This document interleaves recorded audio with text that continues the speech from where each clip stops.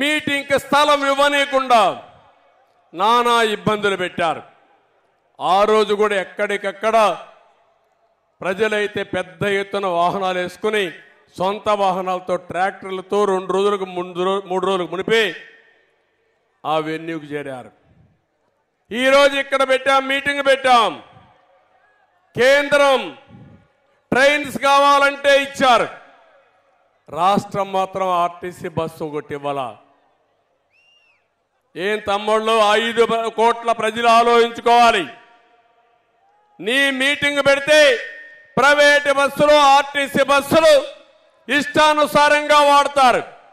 అదే ప్రతిపక్షం మీటింగ్ పెడితే మేము డబ్బులు కడతామంటే బస్సులు ఇవ్వనీయకుండా చేశారంటే ఇది ప్రజాస్వామ్యమని మిమ్మల్ని అడుగుతున్నా.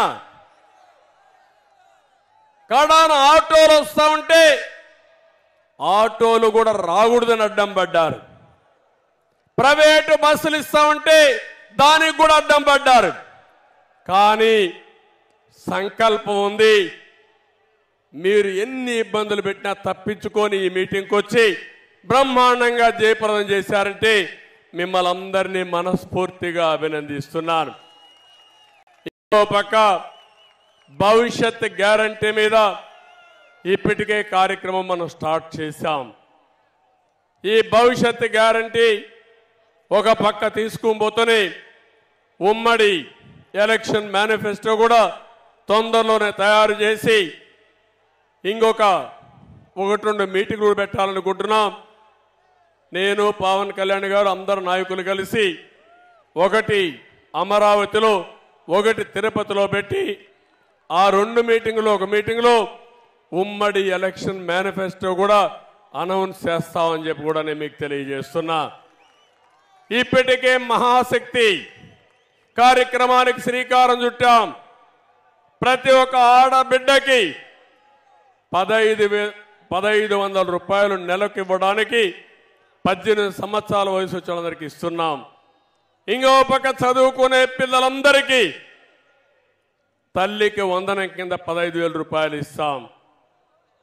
ఒకప్పుడు దీపం పెట్టాం, మళ్ళీ 3 సిలిండర్లు ఇవ్వాలని చెప్పి నిర్ణయించాం. ఉచితంగా 3 సిలిండర్లు ఇస్తాం. ఆర్టీసీ బస్సుల్లో ఆడబిడ్డలకు ఉచిత ప్రయాణ సౌకర్యం కల్పించడానికి ఇప్పటికే నిర్ణయం చేశాం. ఇది కాకుండా ఇంకో పక్కన మీరు చూస్తే ఏదైతే యువగళం ఒక చరిత్ర 20 లక్షల మందికి ఉద్యోగాలు ఇప్పించే బాధ్యత 5 సంవత్సరాల్లో ఈ అలయన్స్ పార్టీలు తీసుకుంటాం. ఇది కాకుండా నెలకు 3,000 రూపాయల నిరుద్యోగులకి నిరుద్యోగ భృతి ఇచ్చి మిమ్మల్ని ఆదుకుంటాం.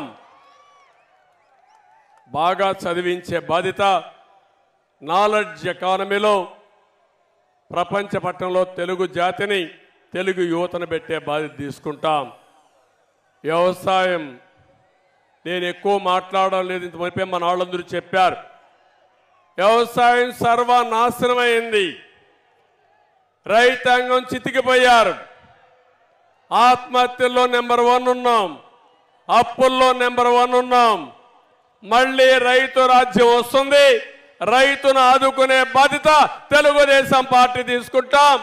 ప్రతి ఒక్క రైతుకి 20,000 రూపాయలు సంవత్సరానికి ఆర్థిక సహాయం చేసే బాధ్యత అన్నదాత కార్యక్రమం చేస్తామని చెప్పి కూడా నేను మీకు తెలియజేస్తున్నాను.